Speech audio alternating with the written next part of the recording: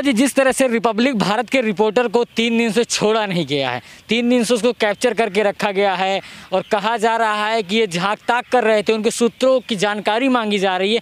क्या मीडिया अब देश में कहीं पर रिपोर्टिंग नहीं कर सकती? देखिए, आज यही दोगलापन एक्सपोज करने की ज़रूरत है।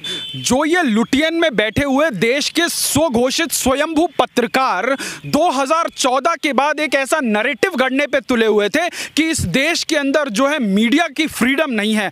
आप कमाल देखिए, इस देश के अंदर 2 कौड़ी का आदमी जिसका कोई ऐसा बैकग्राउंड नहीं है, चाहे वो एजेंडा चलाने वाला किसी बड़े चैनल का पत्रकार हो, हर आदमी इस देश के सबसे पॉपुलर प्रधानमंत्री को जो मन में आ रहा है वो बोल रहा है, जो मुंह में आ रहा है वो बोल रहा है, ट्विटर पर लिख रहा है, यूट्यूब पर लिख रहा है, अपने चैनल के प्रोग्राम के माध्यम से छाती पीटो कार्यक्रम चला रहा है, कोई मुंह काला कर रहा है, कोई स्क्रीन काला कर रहा है। परंतु इस देश की लोकतांत्रिक व्यवस्था के अंदर उनको लोकतंत्र का चौथा स्तंभ मानकर उनको पूरी की पूरी आज़ादी दी गई।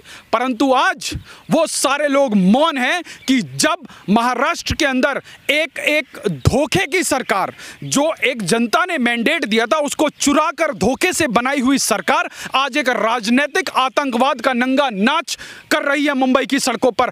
पत्रकारों को सच बोलने की कीमत अदा करनी पड़ रही है, रिपब्लिक भारत को सच दिखाने की कीमत अदा करनी पड़ रही है। आज उसके 2 पत्रकार और एक कैब का ड्राइवर, आप बताइए कैब के ड्राइवर का क्या दोष उद्धव ठाकरे, और क्या शिवसेना इस पूरे के पूरे प्रकरण में क्या पार्टी है?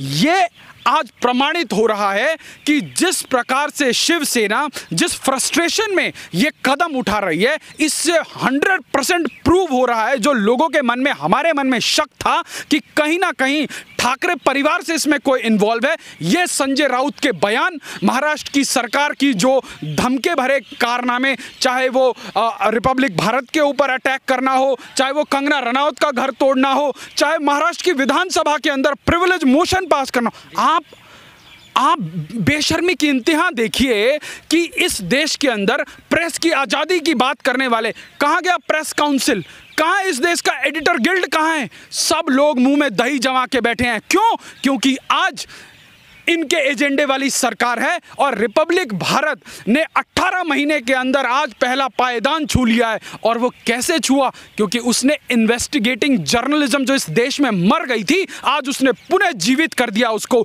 और सुशांत सिंह राजपूत के केस में उसने वो फैक्ट्स और फिगर दुनिया के सामने ला के रख दिए जो महाराष्ट्र की सो कॉल्ड स्कॉटलैंड यार्ड जैसी पुलिस आज तक नहीं निकाल पाई। और उनके खोजी पत्रकारों ने ला के दुनिया के सामने रख दिया और बोला कि जनता जो है इसका विश्लेषण करे, जनता इसके ऊपर निर्णय करे कि कौन जो है न्याय के साथ खड़ा है और कौन अन्याय के साथ खड़ा है। तो आज लेकिन शर्मा जी, जिस तरह से रिपब्लिक भारत को भी बैन किया जा रहा है महाराष्ट्र के अंदर कि टीवी चैनल रिपब्लिक भारत का ना देखे जिससे जनता बरगलाए ना, इसको आप कैसे देखिए? ये पूरा का पूरा नेक्सस है।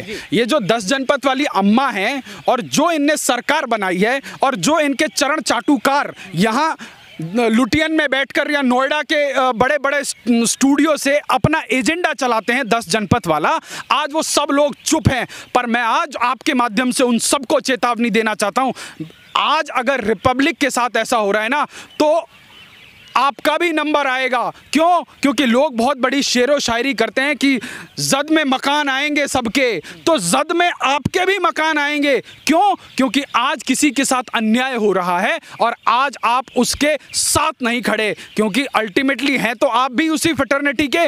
और ये दोगलापन नहीं तो क्या है? आज राजदीप सरदेसाई को मुंबई में उस एक अभियुक्त है जो पिछले 2 महीने से पुलिस की शह में, राज्य सरकार की शह में अनाप शनाप बोलती फिर रही है, सीबीआई के साथ सहयोग नहीं कर रही है। और जब उसको जो है एनसीबी उसको ग्रिल करना चालू करती है और जब यह बताया जाता है कि उसने पूरी पूछताछ में उन 25 प्रभावशाली बॉलीवुड के स्टार्स का नाम लिया है, और आज की ब्रेकिंग न्यूज़ ये है कि उन 25 लोगों के खिलाफ जो है एनसीबी ने जो है एफआईआर रजिस्टर कर ली है और अब उनको जो है एक एक करके उन लोगों को समन भेजा जाएगा। उन लोगों के नाम अगले 1-2 दिन में जो है देश के सामने आने वाले हैं। तो ये बॉलीवुड के इतिहास में एक बहुत बड़ा भूकंप आने वाला है, बहुत बड़ी एक आंधी आने वाली है जिन लोगों को आप और हम रुपहले पर्दे पर वह स्टार और वह स्टार करते थे, उनकी जीवन की सच्चाइयां आज देश के सामने खुलने वाली हैं कि कैसे ये बॉलीवुड एंटरटेनमेंट की इंडस्ट्री नहीं, ये एक ड्रग की इंडस्ट्री बन गई है। ये आज दाऊद इब्राहिम के इशारों पर चलने वाली इंडस्ट्री बन गई है।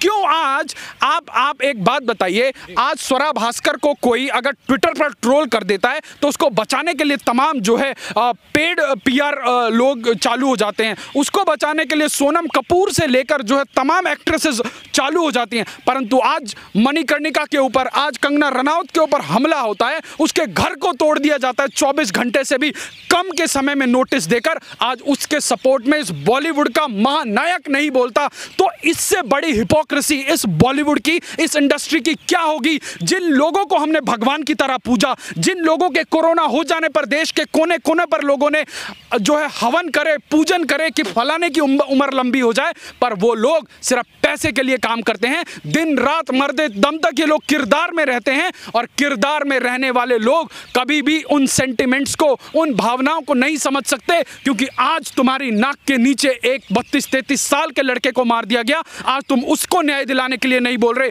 आज दिशा सालियान को मार दिया गया, उसको न्याय दिलाने के लिए कोई बात नहीं कर रहा। आज कंगना रनौत के ऊपर हमला हुआ है और वहां की राज्य सरकार हमला कर रही है और मर्दानगी दिखा रही है। एक महिला के ऊपर अतिक्रमण करके, महिला के ऊपर जो है FIR करके।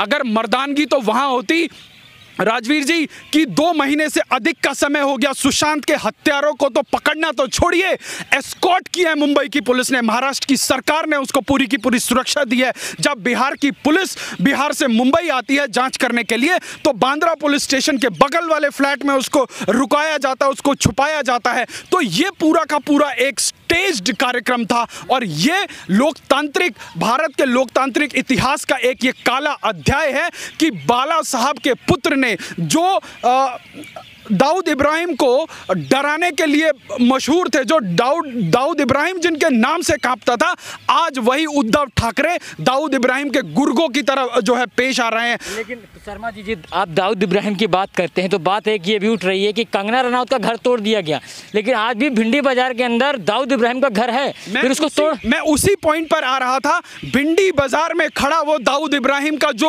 अवैध मकान है, आज BMC के पास 40,000 से अधिक अवैध निर्माण के जो है फाइलें अटकी पड़ी हैं और शिवसेना का एक बड़ा प्रभावशाली मंत्री है और उसके पास बहुत बड़े बड़े जो है मंत्रालय हैं, उसके घर में, उसके ऑफिस में जो है अवैध निर्माण की BMC के पास फाइल है और ये फाइल तब से फंसी हुई है और आज तक एक ईंट नहीं हटाई। वहीं मनीष मल्होत्रा को, जो कंगना रनौत के घर के पास हैं, उनको जो है नोटिस दिया जाता है 1 हफ्ते प्रायर का, और आज कंगना रनौत को 24 घंटे से भी कम समय में आके उसका घर तोड़ दिया जाता है अनैतिक तरीके से। और जब वो कोर्ट में जाती है तो कोर्ट ने एक जन्नाटेदार थप्पड़ मारा है शिवसेना को, जन्नाटेदार थप्पड़ मारा है उद्धव ठाकरे और उसकी गुंडागर्दी को कि ये जो तुम गुंडागर्दी के दम पर, ये जो सरकार के दम्भ में जो लोगों को डराने और धमकाने का प्रयास कर रहे हो, ये नहीं चलेगा। ये खैरात में मिली हुई सरकार है तुम्हें। जिस दिन सोनिया गांधी या शरद पवार ने हाथ खींच लिया, क्योंकि वो तो अपनी कैलकुलेशन पे बैठे हैं, उनको जिस दिन तक फायदा नजर आ रहा है वो उस दिन तक तुम्हारी सरकार चलाएंगे और जिस दिन उनको लगेगा कि अब हमें नुकसान हो रहा है वो तुम्हें ढप से नीचे बिठा देंगे। और महाराष्ट्र की जनता तुम्हारे इस नाटक को देख रही है, तुम्हारे इस कायराना हरकत को देख रही है। तुम आज कंगना रनौत का मुंह तोड़ने की बात करते हो, जिस मुंबई नगर पालिका की चेयरमैन, जो खुद एक महिला है, वो कहती है कि जो है वो कंगना रनौत का मुंह तोड़ देगी। मुंह नहीं, तेरा ऑफिस तोड़ना चाहिए, क्योंकि तुम्हारे खुद के ऑफिस इलीगल बने हुए हैं और उसके खिलाफ नोटिस हैं। अगर दम है ना उद्धव ठाकरे, तो मर्दानगी दिखाओ। भिंडी बाजार में जो दाऊद का घर तुम्हें चिढ़ा रहा है उसको गिरा के दिखाओ, दाऊद इब्राहिम के फोटो पर चप्पल मार के दिखाओ, उसके पुतले फूंक के दिखाओ।